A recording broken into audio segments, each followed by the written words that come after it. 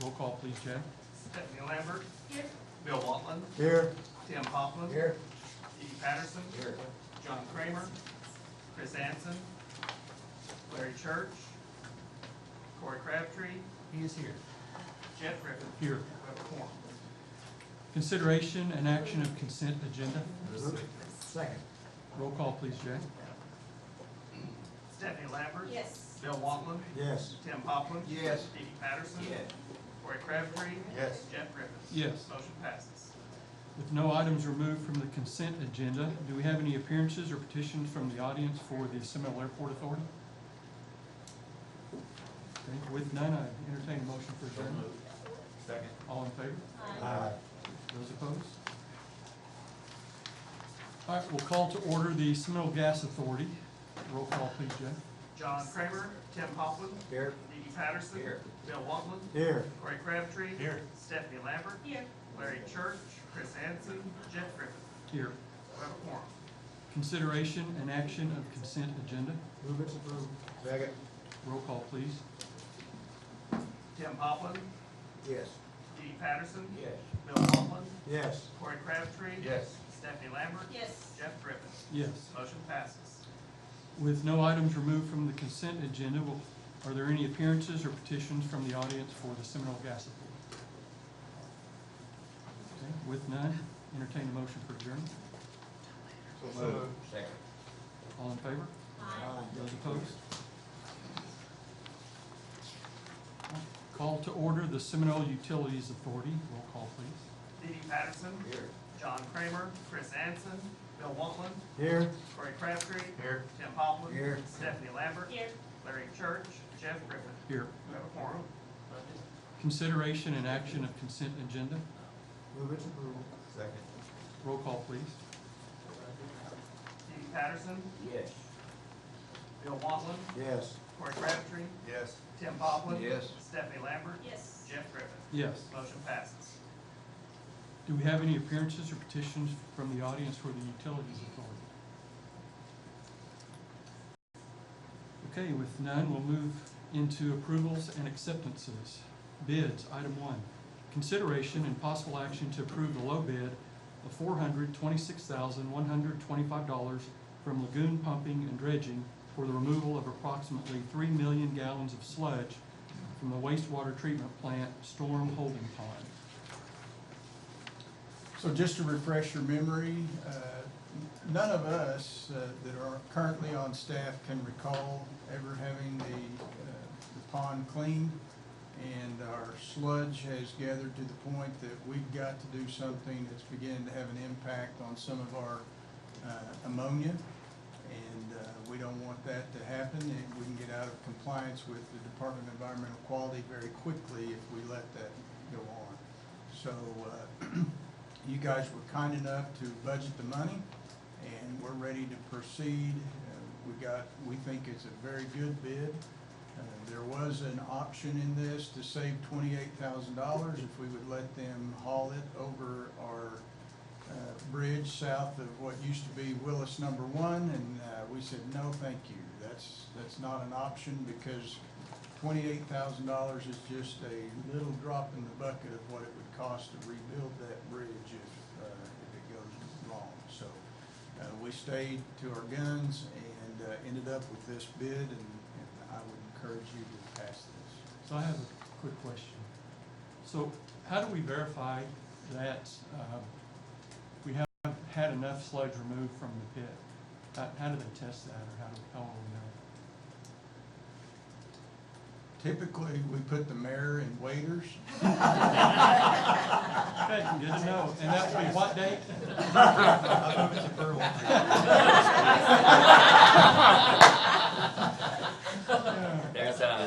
There's Can I appoint someone to go in with me?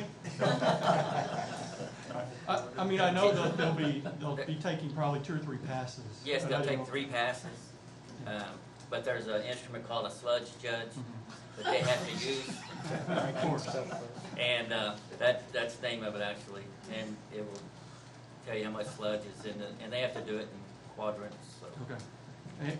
And of course, I know they have to do it by DEQ standards, but in case there's a spill, they're fully It's on them. responsible for it, correct? And the 3 million gallons will actually end up being closer between 6,000 and 9,000 when they're done. Because they have to mix it with water to actually pump it. 6 to 9 million. Yes. Yeah, okay. All right, let me see. What do they do with it? Land apply it, With Except for- permits? yes, they It's get like all the pig permits. Farms and all of that? Yes, the solids that are in there,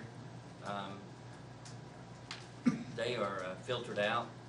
The trash is filtered out and it's taken to the landfill. How much is going to your farm? About 4 million gallons. I seen, we had a lease on 48 where the pig farmers did that, and they sprayed it, and whatever they did, that grass was 3 times taller than the rest of it. Yeah. It was amazing what they did. They've done preliminary tests on this, and the nitrogen is It's unbelievable. perfect. Yeah. So it's gonna be a good deal. And that's less than what we budgeted. Yes. I move Did to they eat the approve. grass? That's Did not- animals eat the grass?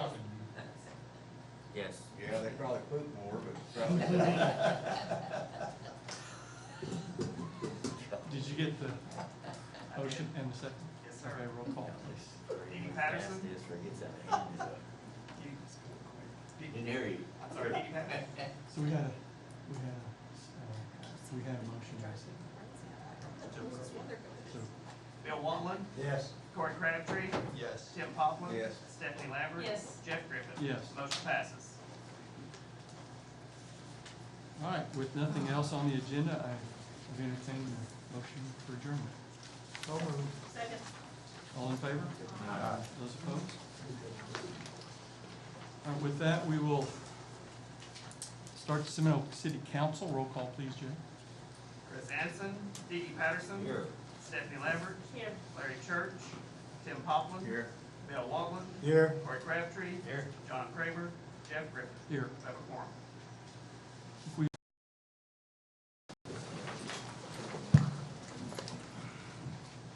pledge allegiance to the flag of the United States of America and to the republic for which it stands, one nation, under God, indivisible, with liberty and justice for all.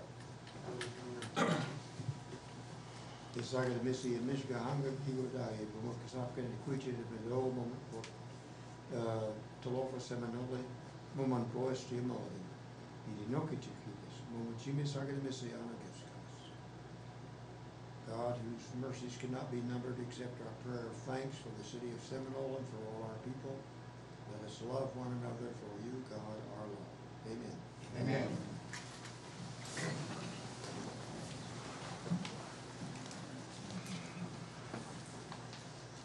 consideration and action of consent agenda. Move approval. Second. Roll call, please. Dee Dee Patterson. Yes.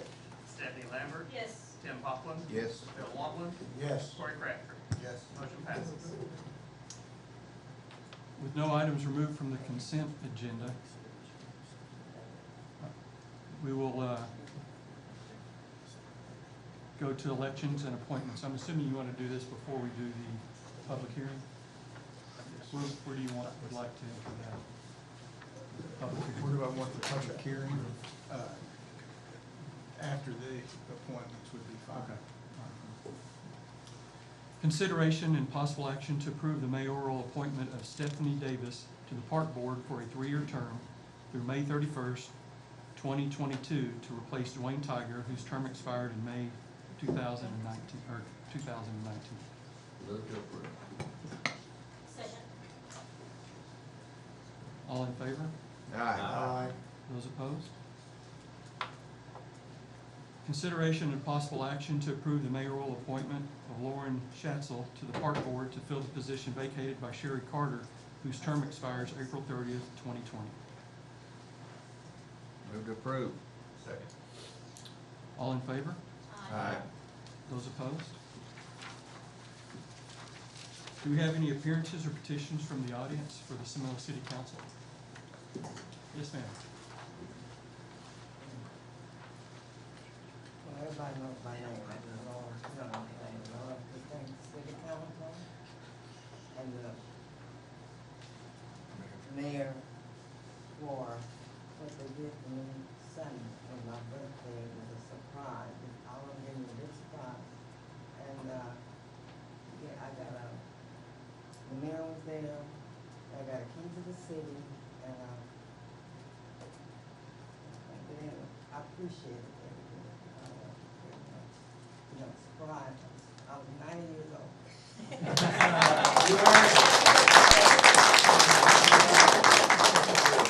So what Dolores received was Outstanding Civil Service Award or citation from the city. And for recognition of what she has done for the city, we've declared this month as Dolores Jones Civil Service Recognition Month. And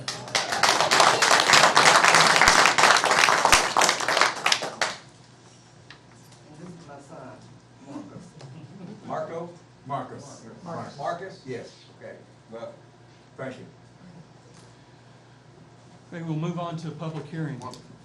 Open public hearing for discussion and questions regarding the Oklahoma Department of Transportation Phase 2 project to resurface State Highway 3, US 270, from the intersection with Highway 9 east to the Harvey Road intersection, after which the roadway will be redesignated as a city street with future maintenance to be city's responsibility. So I will be happy to move that line. if you've been tracking any Facebook traffic lately, you know that there, all of a sudden after, I don't know, this is probably our 5th or 6th public hearing on it, all of a sudden there's a little bit of controversy surrounding the removal of the bricks.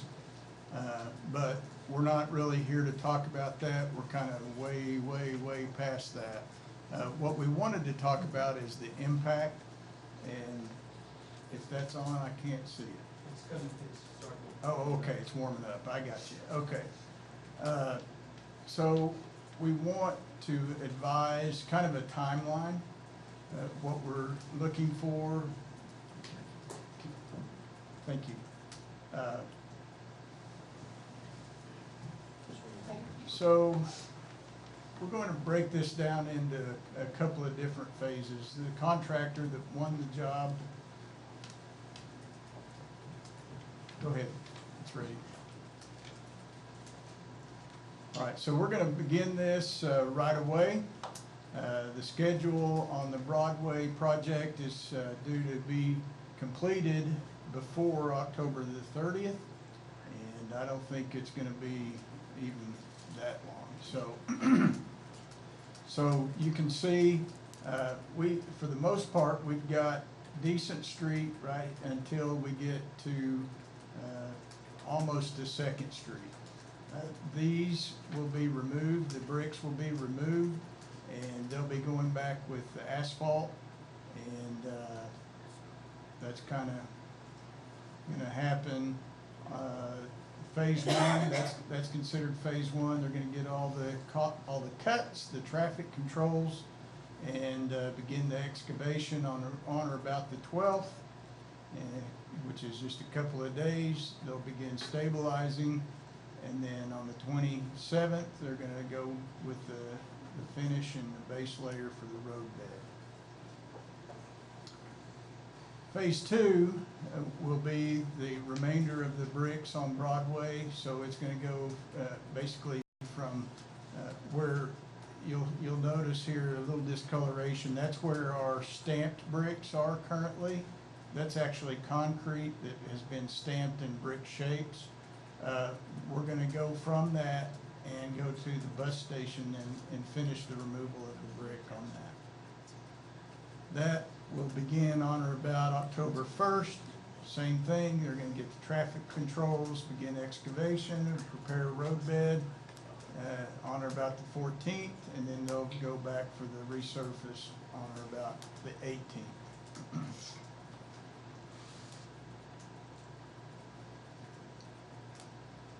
The plan on this is to have one lane open at all times so that we don't shutter our business.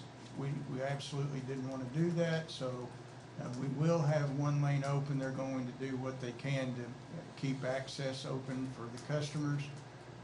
There will be times where that's an extreme inconvenience, but we need to do that in order to get the project in. And we're expecting no rain between now and October 30th.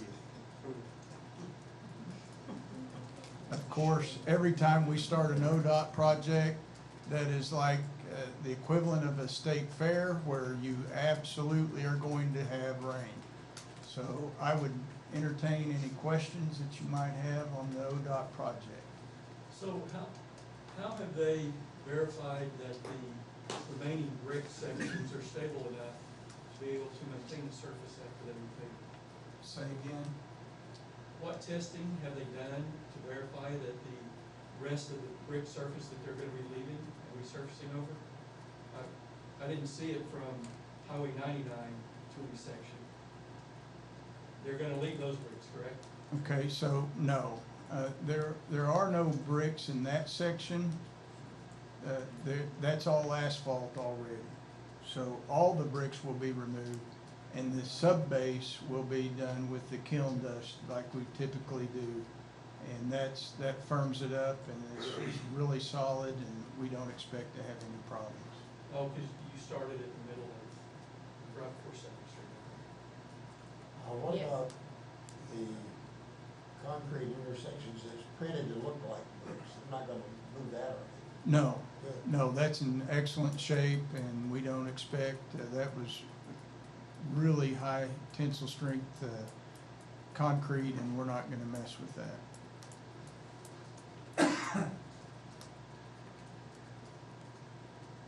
Since Dolores has got the key to the city, put her in charge of the winter. I love that. Love that idea. Okay. You got it here. I would assume the public may have some questions, I don't know, but we'll be glad to invite. If anyone has any questions, please ask. Why do we not go ahead and just do stamp concrete all the way across, since concrete is more durable than asphalt? You're gonna have more repair costs on asphalt than you will concrete. Is that in consideration? Expense, Okay. that's the bottom line. Is the city paying for this, or is the state paying The for it? state is paying for this. And then it will be turned over to the city after all these works. That's why we took the trucks off of it, because they said that one truck loaded is equal to 10,000 cars, so that's why we put the round, not rattling. That hasn't worked out so well. Roundabouts. Yes, sir. Yes.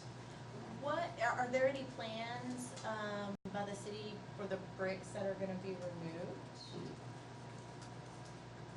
So, And if so, what are they? yes, those bricks are for sale, and we did a project actually the part that we took out for the concrete stamp surface.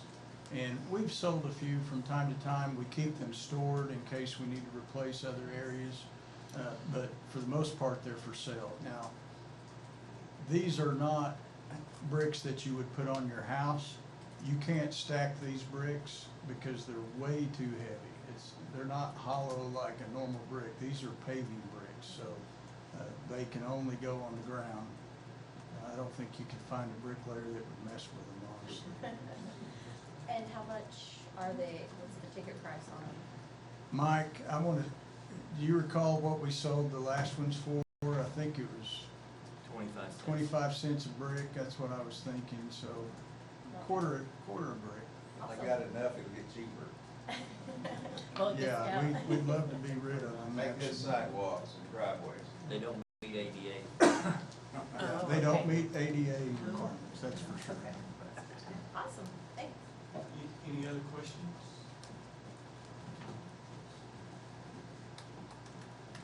Okay, anything else? That's it. Okay, if I could get the light turned on. We will close the public hearing. Move on to approvals and acceptances. Bids. Consideration and possible action to approve soliciting sealed bids for approximately 1,314 feet of 5-foot wrought iron fence to be installed at Maple Grove Cemetery. This is a capital improvements project, budgeted item to be funded from Series 2010 bond proceeds. Second. Roll call, please. Chris Anson. Yes. Dee Dee Patterson. Yes. Stephanie Lambert. Yes. Tim Poplin. Yes. Bill Waltman. Yes. Corey Crabtree. Yes. Motion passes. Item 2, consideration and possible action to approve the purchase of 2 Furno Power X1 EMS cots for state bid price less trade-in for the old cots for a net cost of $31,575.60. This is a capital improvements project, budgeted item to be funded from the Series 2010 bond proceeds. Mayor, if I could, real quick, in case you're keeping score on the budget discussions, originally we had approved an amount for, to buy all new bunker gear, and this did not make the cut originally. So what we've done now, because the 2 new ambulances will not fit any of our cots, or vice versa, the cots won't fit any of our new ambulances. What we've done is we've reduced the plan for the new bunker gear to be able to purchase these new cots. Second. Roll call, please, Jay. Chris Anson. Yes. Dee Dee Patterson. Yes. Stephanie Lambert. Yes. Tim Poplin. Yes. Bill Waltman. Yes. Corey Crabtree. Yes. Motion passes. Under ordinances, item 3, consideration and possible action to approve ordinance number 1232, an ordinance regulating golf carts on city streets. So I have a couple questions. Is that a speed limit we're gonna put on the golf cart? Did you bring a picture, by the way? What? What do you want a picture? Oh, I thought we were gonna print some. Okay. I brought pictures of the quads you were talking about. All right, so here's what drove this. We had talked about this several months ago. We just kind of deferred. We got a call about, I don't know, 3 weeks ago, and we've got a new vehicle that apparently he calls a golf cart. And oh, thank you, yeah. And in fact, it does have a couple of sets of golf clubs in the back. I think maybe he built a system where it will hold, it kind of looks like a golf cart in the back of it. So I guess technically he could have played golf with him. I'm pretty sure that Kevin Riggs would stop him on the golf course, but who knows? Anyway, he wanted to know what the permit procedure was for allowing his golf cart to get on the city streets. And I said, well, we don't have really any prohibition from golf carts. He said, great. I said, all right, wait a minute. How fast will your golf cart go? And he said, oh, about 80. I think we're probably to the point that we're going to have to legislate something. I don't know if it's a horsepower thing or we talked a little bit about this at the department head meeting. Some of these, I think this would probably be classified in the CCs, maybe. You're more of an engine guy than I am, but most of them that we see, like a Yamaha, a regular Yamaha golf cart is classified in horsepower. So perhaps that's a way that we can begin to legislate some of this.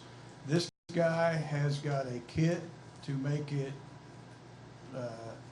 get all the blinkers and things like that. I'm sure it wouldn't pass any collision tests, but it would have blinkers and brake lights, et cetera, et cetera. So These are not golf carts, and I'm not gonna tell Frida Taya, who lives next to me and has driven back and forth to the golf course in his golf cart, that he's had for who knows how long, but he has to have insurance and a permit.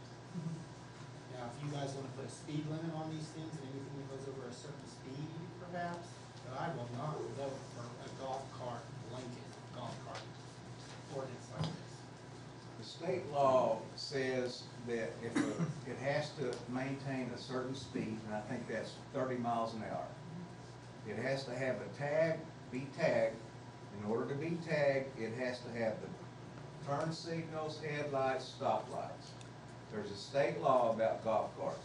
If it can maintain those properties, then I don't think the city can stop it. But there is a state ordinance from it, and I think that needs to be mandated. The state with golf carts, when it comes to the golf carts, when it comes to these side-by-side, stuff like that, the state will not license those for the highway. The state does allow cities to pass ordinance and to permit them to drive on city streets. By law, we have to permit them to drive on our city streets, but only in city limits. Now, how we permit those legally to drive on our city streets is up to you. Thanks, Steve. We're at your mercy. These Just give us are a little. recreational vehicles, neither one of these are golf carts. We need to define a golf cart. This is not golf. I believe that was written up to try to define a golf cart. Well, this vehicle right here with the tires it's got on it, the knobbies, they would not allow that. It has to be turf tires. And this knobby tire would not be allowed on Seminole Golf Course. Bottom line. I believe what was written stated that it had to be classified a golf cart from the manufacturer. Is that correct? I don't think we put that in what we wrote up in this ordinance.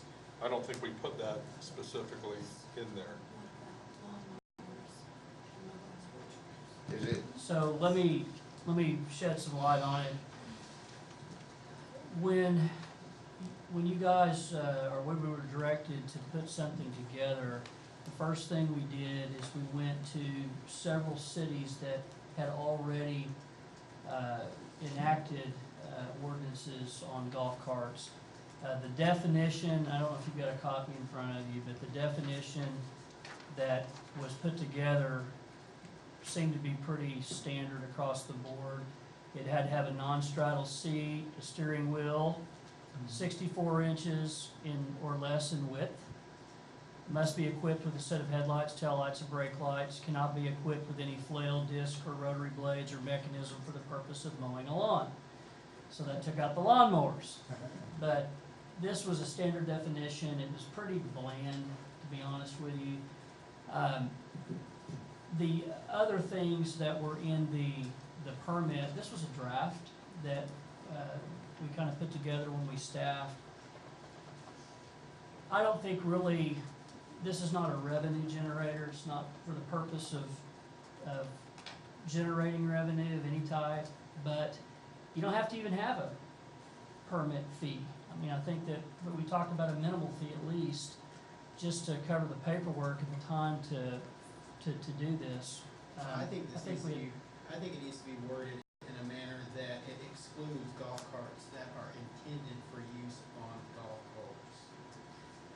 Well, that's, And I mean that's specifically what they're built for. They're not built for off-roading or going down to the river or all the other stuff. that's been the challenge with these.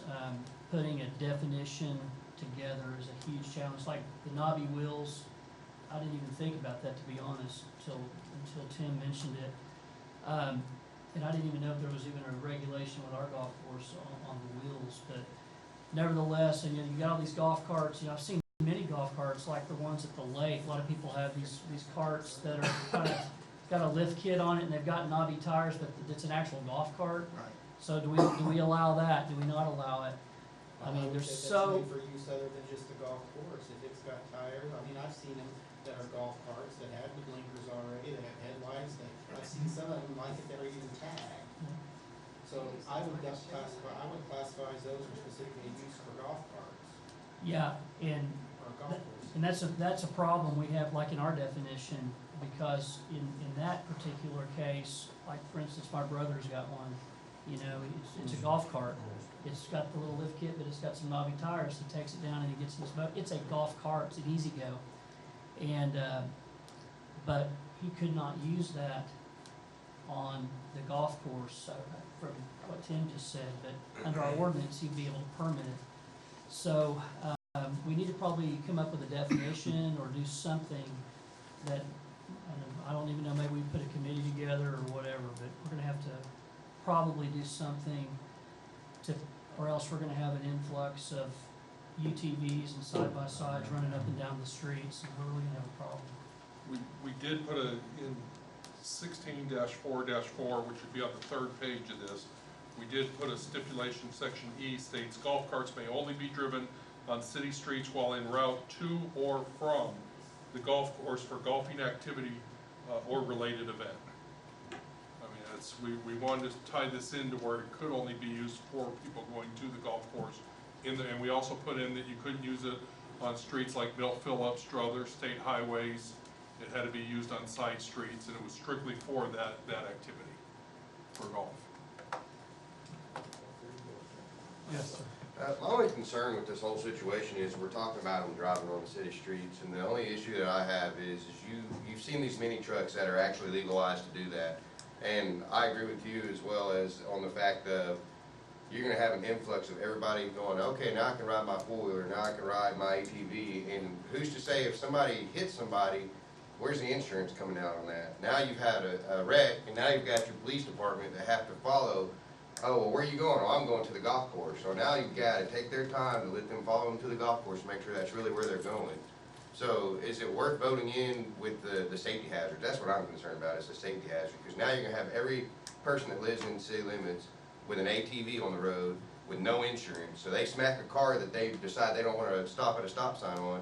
Who's going to cover that insurance cost? Well, one, it wouldn't be an ATV, because that's not even what we're talking about. We're talking about strictly golf carts.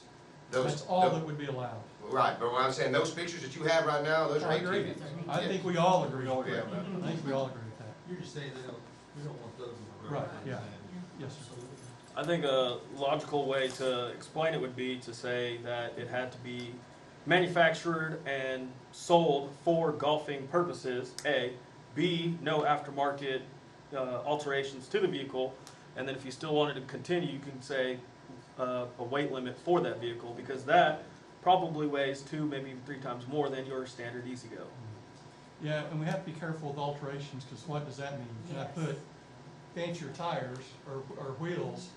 That's an alteration to kind of what comes from the factory. So, I mean, we'd have to be cautious of what we say, but I would agree. And there's some things. Yes, sir. I would like to suggest that Dee Dee gets together with Bobby and the people that run the golf course and figure this thing out as a special committee, and chief involved in the deal, and let's figure it out and then bring it back to the council. Yeah, Is that fair enough for everybody? Huh? Yeah, because he knows what's gonna, I mean, what you. Yeah, he's the insurance guy. Let's bring Corey in. He's the insurance. Everybody figure that This is not mine. So, you know the insurance. Corey, I do have a question. So if they're out on the highway and they have a wreck and it's their responsibility, how does that work? They have no insurance on the vehicle. There are some instances that could extend from a homeowner's policy, but the problem is, if you're renting a place and you don't have a renter's policy, there is no liability insurance that can be extended. There's some personal liability you can afford on a golf cart especially, but if you hit somebody and hurt them, we can claim it, but you can't if you don't have a policy in place. And I know that was one of the items in here, that they had to show proof of Had to show insurance. proof of insurance with the permit. But the question is, how does that vary, and how can you verify that it is really gonna meet that? I think They would that's- have to bring us proof when they came for the permit. But you'd Yeah. have to be able to digest what it says and understand that it really does cover. Well, what we were gonna make them do when me and Brad discussed this in staffing, we were gonna make them bring a document from their insurance agent or their insurance company stating in writing that, yes, this is covered under the homeowner's policy. Yes, I have a separate policy for this or whatever. Well, and that's not only that, I didn't read that in there, but 2 limits are a concern. I mean, you can go 25 grand all the way up to $500,000 in limits. what are you gonna put on these people that say, I'm gonna require you at least have 100% liability insurance? That's another issue that we need to cover in there. Absolutely. 25 grand is not gonna get you anywhere in a hospital. I think that's what the committee needs to decide. Yeah. This whole thing started when, about a year ago, we were having ATVs, as it was brought up, we were having them running up and down the road. We were averaging about 2 people a year being meta-flighted out from crashes. We started strictly enforcing that, impounding those, and we started getting pushback for not enforcing the golf course, and that's where this whole thing started. This is a yearly permit, reapply every year? That's how we designed it, yes. Okay, so if we're talking, sorry, Go ahead. if we're talking about safety, then are we also going to address lawnmowers and motorized wheelchairs on the public streets? Well, this, go ahead. Would it cover all that also? Lawnmowers are already not legal on the streets unless you're going from house to house type of thing.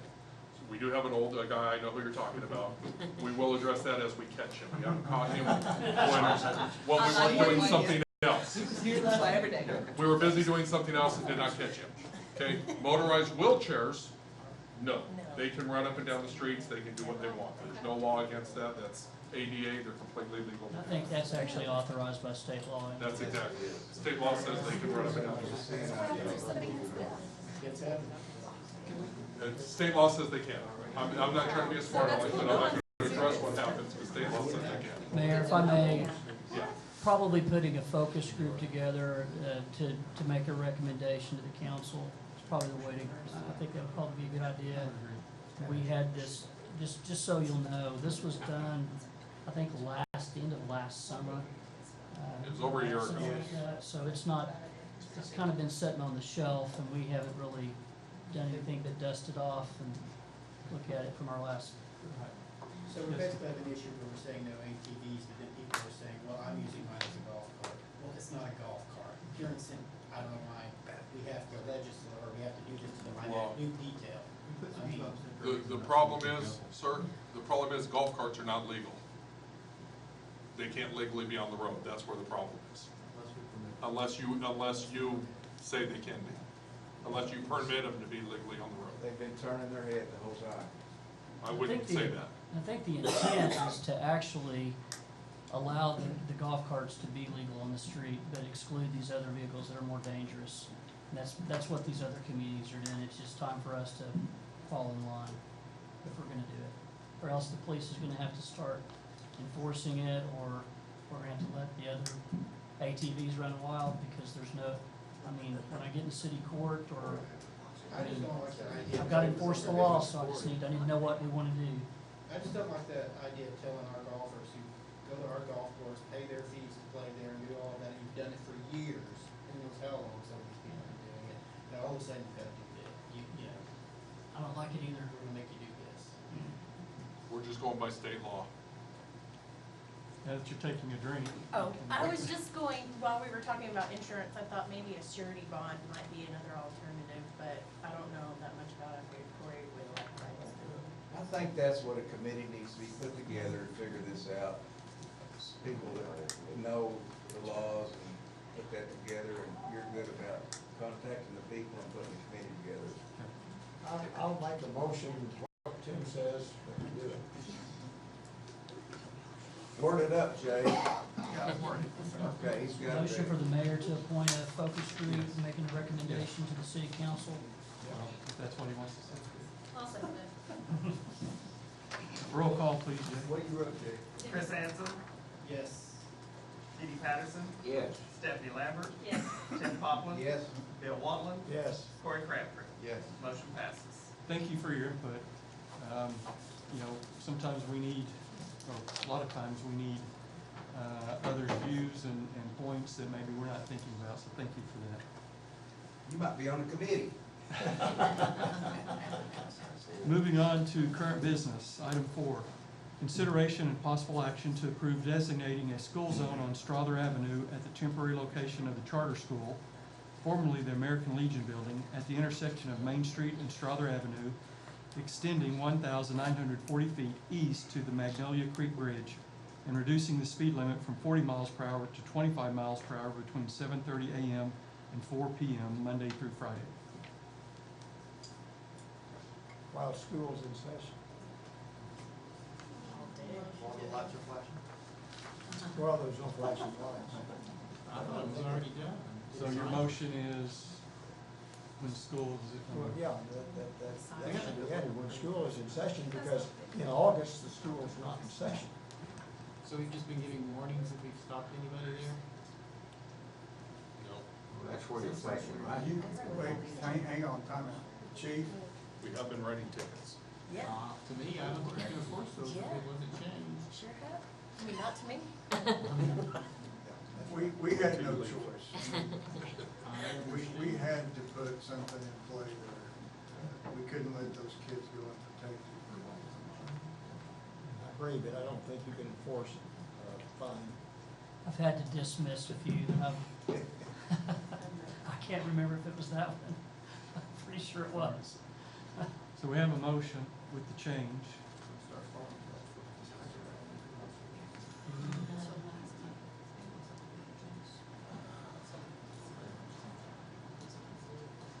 We have a motion. Could be crazy there. No. Okay, I'll second it then. Roll call, please, Jim. Chris Anson, Yes. Dee Dee Patterson, Yes. Stephanie Lambert, Yes. Tim Poplin, Yes. Bill Wantland, Yes. Corey Crabtree. Yes. Motion passes. Item 5, consideration and possible action to approve accepting change order number 1 from Davenport Construction for a decrease in the amount of the contract price of $1,472. That did say decrease. Remarkably, we saw a decrease. I haven't either. Are you saying Jay's gonna give us back money? Jay's gonna be accepting money. Put him back in the general fund. Motion to approve. Second. Roll call, please. Chris Anson, Yes. Dee Dee Patterson, Yes. Stephanie Lambert, Yes. Tim Poplin, Yes. Bill Wantland, Yes. Corey Crabtree. Yes. Motion passes. Item 6, consideration and possible action to approve the request from Tony Orsburn? Yes. For a road easement from Sportsman's Lake Gate to her property, a road that the city uses to access the dam and east side of the lake.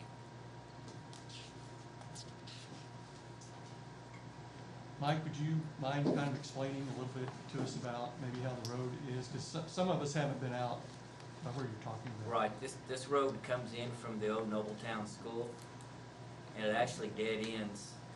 There's a lock gate there. That gate allows the city and Miss Orsburn, we use it to get to the dam of Sportsman's Lake and also the plunge basin behind the lake. Then the road will continue on to kind of the northeast to Miss Orsburn's house, and also there is a well up there that they have an easement from Miss Orsburn, I believe. They don't? A blanket easement? I thought I seen a blanket easement on your paper. But anyway, the oil company also uses it. So, we've not had any trouble with Miss Orsburn living back there. There was a few things, on the request that I asked about, was one that the gate stayed locked. That animals were kept put up because the house, even if Miss Orsburn sells the house, we don't know who might buy it, and they may have pets. Well, the equestrian trail comes right up to the front gate almost to this residence. So, there's just some light restrictions, but it's nothing that can't be worked out. There's already a legal description on the And the road is already existing? The road's existing. That's another condition, is that the property owner, or the easement owner, has to keep that road up, not the city. We keep it up to the dam, and then from that point on, it would be the easement holder. But you're saying the oil company does use that road? Occasionally, yes, sir.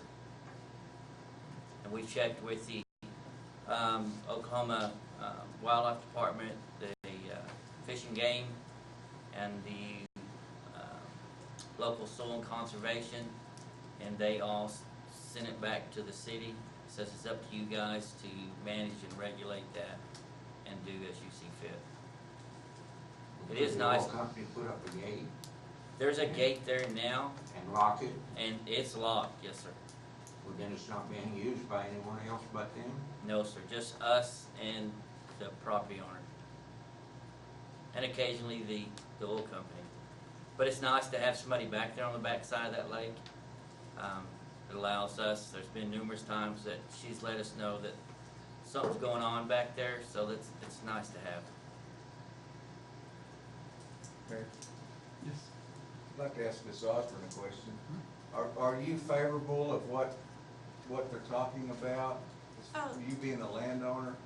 Yes, and we've always done that. Now, as far as the animal issue, I know what he's talking about. But the people riding their horses would also have their dogs, so of course my dog would follow, and he didn't harm anyone, but people complained. So it was kind of one of those deals where, okay, I'll keep my dog up, but your dogs can't come on my property, you know, so, and it's not been an issue for a long time. Right. And we were told when we bought the place, you know, we have to stay off the land around us, and we've never rode four-wheelers or anything else like that, so I would assume whoever buys it from us would hopefully have the same understanding and take care of it just as much. I like the gate being there and locked because I feel like my stuff is protected and my Sure. kids are protected, so. Good. The only time I've had to leave it open is the propane guy comes in or something like that, but I've always tried to let the lake ranger know and everything, but, you know, we've talked about getting a lock with the code. I have had those too, but the weather kinda gets grimy in there and you just have to replace them often, but, no, I agree with everything. I mean, it's stuff we've already been doing. Do you have a good relationship with the oil company? So our 1 acre came out of the 40 that the wells are on. So, and I have spoken with that landowner a lot. And he has actually helped me with the road because we understood when we bought it, we thought we had an easement. And we thought that it probably came from him because we were told he put the road in. So he has helped a few times with the road, and we've also worked on it ourselves. But yeah, when this first came to be a problem, I called him and he said he didn't have an easement. He just always understood that he had access. So it was kind of those deals nobody knew. It was just always that way. So that's why this all came about. Who has the easement on that road? Is it the city? Nobody? No, it's City's just there. undivided? I might recommend that if you're favorable with the easement, we do a permissive easement to Miss Osborne or the current owners of the property not to run with the land, just to protect the city's interest later on down the road. Okay, If she I don't know if that, decided to sell it. here's my issue, is it's for sale. The city is well going to buy this house, I'm telling you, it is for sale. And my problem is my mortgage company will not allow us to sell it without an easement. It has turned into the biggest mess I never dreamed I Can would it be. be the right of grass and egress? Would that be That's what admissible? it is. Is it the same thing? Yeah, our big issue is if the new buyer rides four-wheelers on our dam, we got big problems with just about every agency that helps us or pays for upgrades and upkeep of the dam. They're gonna have real issues if we're allowing that sort of activity. My question is, how does the easement though give them access to the dam? Like, the easement will be written just for the road, and it's legally, so many feet by so many feet. And we were, like I said, we thought we had an easement, but we were also under the understanding you can't do that because that is not your property, and so we never did. We did ride our four-wheelers on the road to get somewhere else, but never on the lake land. So I would think if they had that understanding, and they're not to hunt, we had all those rules explained to us, and so, we never did any of those things, so I don't. But if they've already got the easements, who's going to explain that to them? So the easement would give them access to the land? I'm No, confused on that. I'm saying, you had it explained to you. Right. So the third person that buys it from you, who's going to explain it to them that, I mean, I would think the Lake Ranger may have to fall on it. Can that be put in the easement, Yeah. that it does not allow access to? I think we're gonna have to put some sort of covenant running with the easement. I think there's probably a way to do it, probably some sort of restrictive covenant, Covenant running with water. yeah. And then We've we already can, had trouble with four-wheelers out at the lake. So, um, the way we did that was we just went to their house and shut it down. I mean, we've had trouble with four-wheelers, motorcycles, both. We know who was on there, it's not hard to find out. Go to their house, shut it down. So, this is the only roadway you have into the house, is Yes, that right? sir, yes, so we have there are several locks on the gate. We have a lock, of course, the Lake Ranger, the guy that owns the 40 behind me, and then the electric company. So they come in and out as well. And so now the guy that has the wells, when their people come in and out, they leave the gate open because I was told that if someone got hurt, they want someone to have access to them while they were there, so. Yeah. Is there utilities that run along the roadway? No, like the electric, well, yeah. the electric, and then right by our house is where their lines run, so they'll come in and out to check things every now and then on the Canadian Valley. But no, there's no lights along the road, no, it's. Mayor, Yes? could we ask to table this and let Mr. Carter put something together that would be legal and good for the city and good for you? Because, you know, we want to try to help you out also. I appreciate And it. Mr. Grant in that, to try to make it legal, to keep the city from being responsible for things that could come in the past. And Okay, like Mr. Saxon said, you know, if you transfer that property to somebody, you know, they've got to be stipulations to it. right. And I'm like the second or third landowner of this property. It's just been, and I said, well, how was I able to buy it, and I had all the insurance and all of that, and this has been a big mess, I'm telling you. So the mortgage company, and they've told me they were going to pursue the easement. So even if I don't get it, then for them to sell it, apparently, they're going to have an easement. And so it's just turned into a big mess. That's So, it. as soon, I hate to be this way, but I have a buyer right now. As soon as possible would be great. do you want to pass this contingent upon Brad coming to a positive resolution? That would be great, yeah. So Mayor that, agrees. so that we don't mess up. You guys vote on it, I don't. I think that we probably would grant a permissive easement subject to the drafting and approval by council and the city manager. And if there's any dispute, we could come back. I'll make that one. That would help me out greatly. Thank you so much. Appreciate Roll call, that. please, Jay. Chris Anson, Yes. Keely Patterson. yes. Stephanie Lambert. Yes. Tim Poplin. Yes. Bill Walton. Yes. Corey Crabtree. Yes. Motion passes. Item 7, consideration and possible action to approve closing Main Street from 9 a.m. to 12 noon on September 21st for the Seminole Nation Days Parade, and from 4 p.m. to 6 p.m. on September 27th for the Seminole High School Homecoming Parade. Move to approve. Second. And I can just ask for yeas or nays, right? All those in favor? Any opposed? All right. With that, then we come to reports.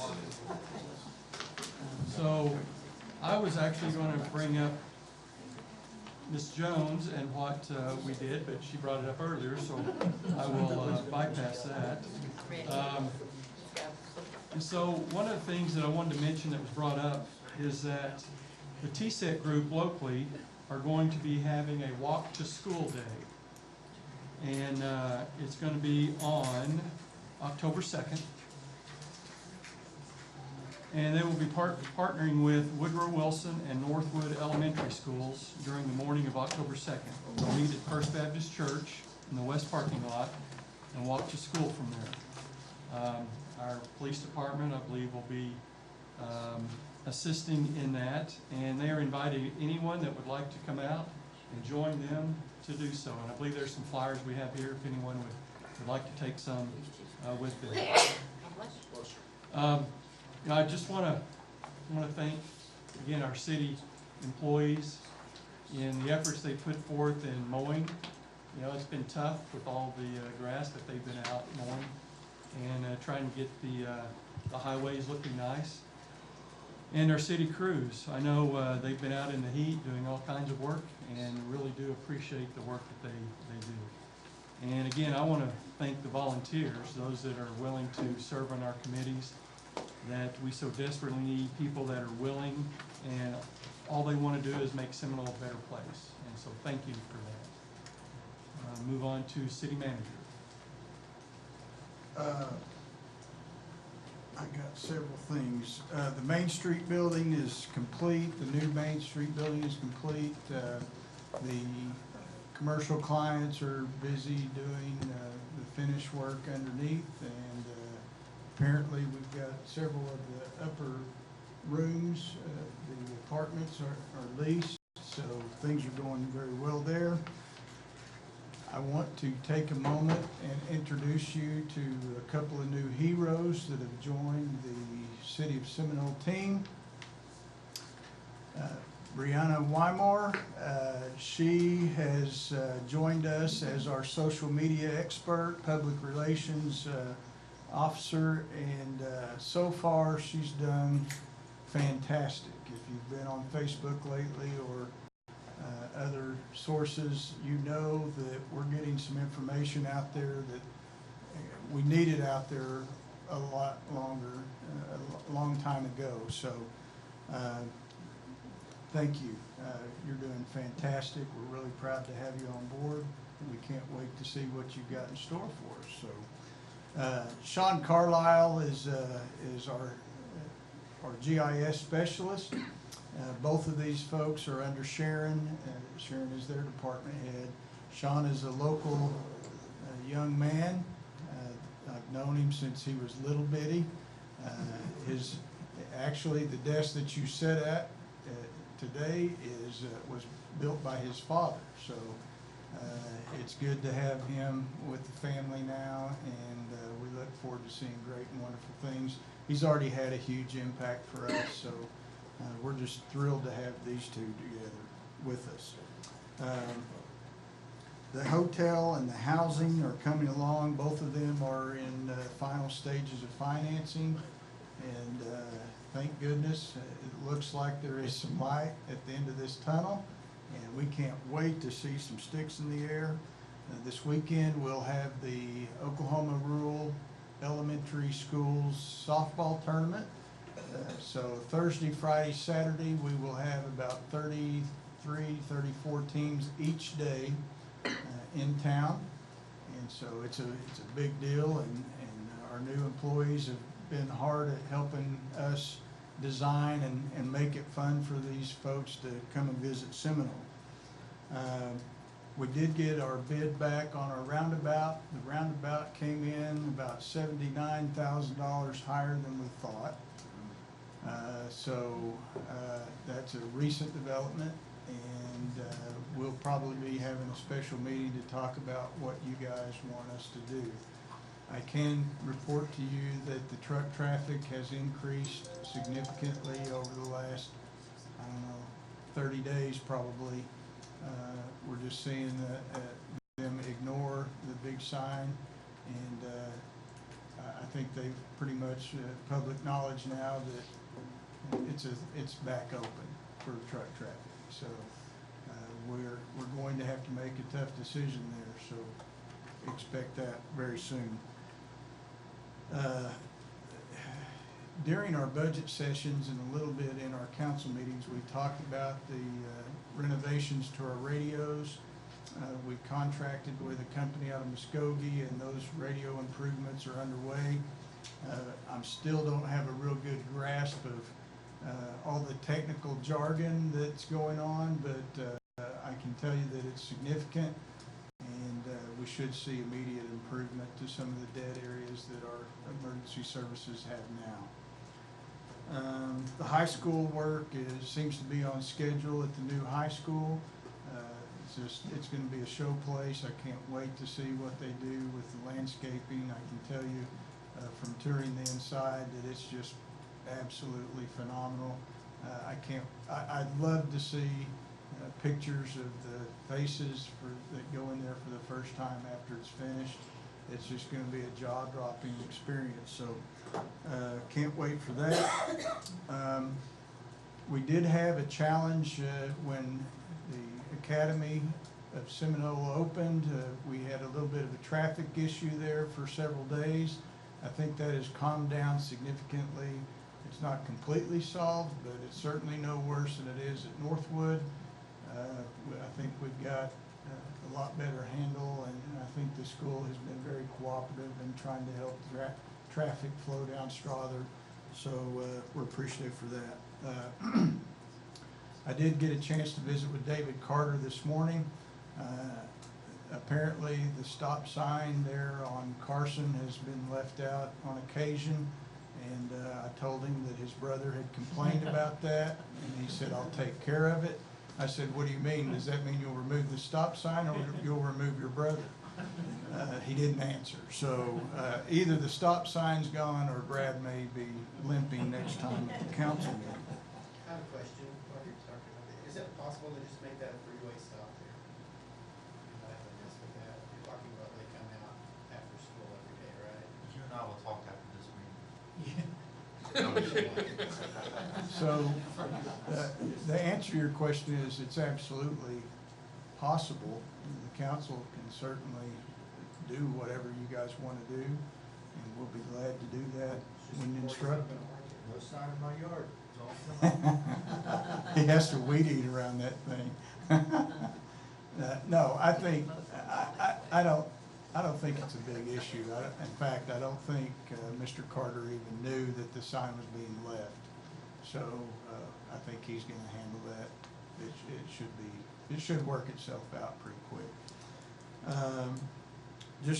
Man, we've got so much activity going on right now. It's a great time to be in Seminole. We've got a new company that is located on Harvey Road, TX3. That's a relocate from Chickasha. It's a big, they do a lot of testing on oil field equipment, heavy oil field equipment. So that'll be bringing several jobs. We've got 2 more that I would expect within the next 30 days we'll have commit letters from that will probably be in the neighborhood of probably a total of 75 new jobs. So that's all I've got. Thank you. City Attorney? Nothing. All right. Got plenty to do. How about Ward 4, Chris Hansen? Well, you complained that you were always last and everything to say. You can say it's already been said this time. Well, sorry about the passionate pleas and some of the stuff today. I apologize for my apparently a little crazy about these things.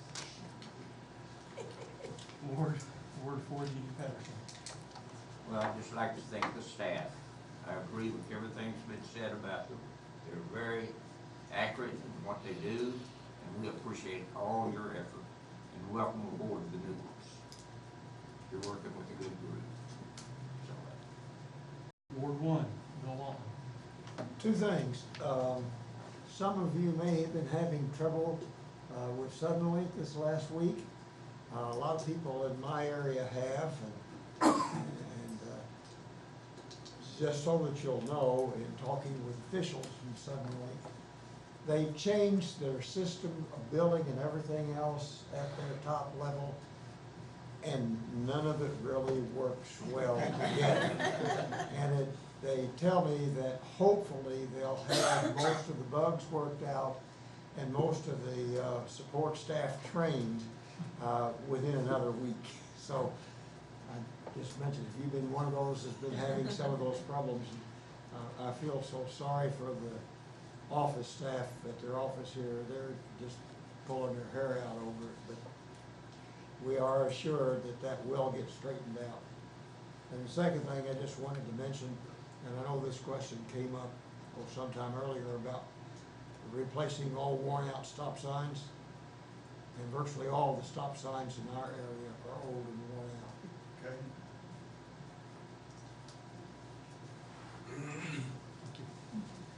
Ward 2, Stephanie Lemon. I want to thank the police department because of that motorcycle police and our opposer of the motorcycle police isn't here, so I can't. Yeah. But, no, really, I mean, I've watched him stop people, I've been stopped by him. He's really sneaky, He's keeping our city streets really safe, and I really like that. And not to mention, he can do things that we can't, like his cars can't do, like the motorcycle can get on that. Because when we were picking up kids at the Seminole Academy, there were people driving on our walking paths to go pick up their kids, or alongside of our walking paths to go pick up their kids, and our little motorcycle guy was small enough to get in there and put a stop to that really quick. And so I want to thank the police department for that, and I really appreciate seeing him around and seeing him do his job.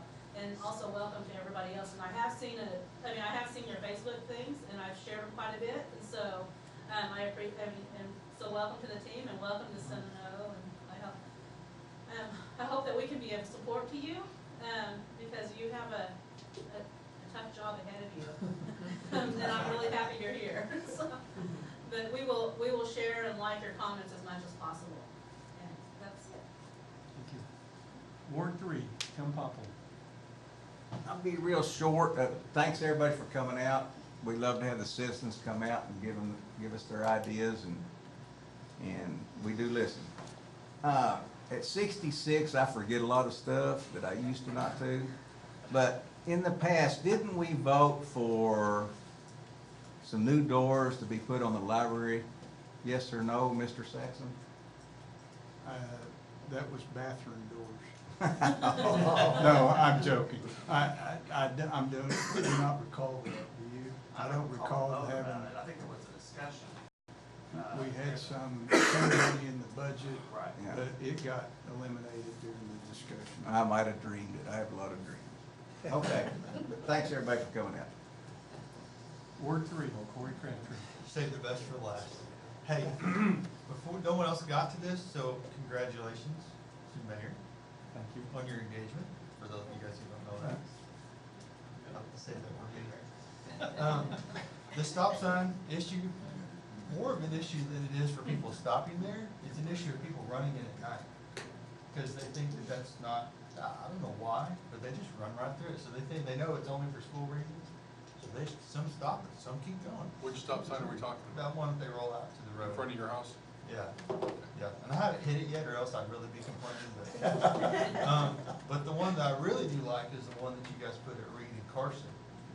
The one that lights up, that one has really helped regulate that traffic for school, because used to, you could turn one way but not the other because the traffic would never stop. So that's really regulated that traffic too. I noticed the other morning that you can actually turn left if you want to go down the hill to go into town, so I actually like that one a lot, so I appreciate that. So that's all I got. You can thank Ernie Wells. for I'll that tell Ernie suggestion. about it. All right, if nothing else, we will move into executive session. So consideration and possible action to enter into executive session under Oklahoma statute title 25, section 307B1, discussing the employment, hiring, appointment, promotion, demotion, discipline, or resignation of any individual, salaried public officer, or employer, fire chief. Second. All in favor? Aye. Any opposed? Just take a few minutes.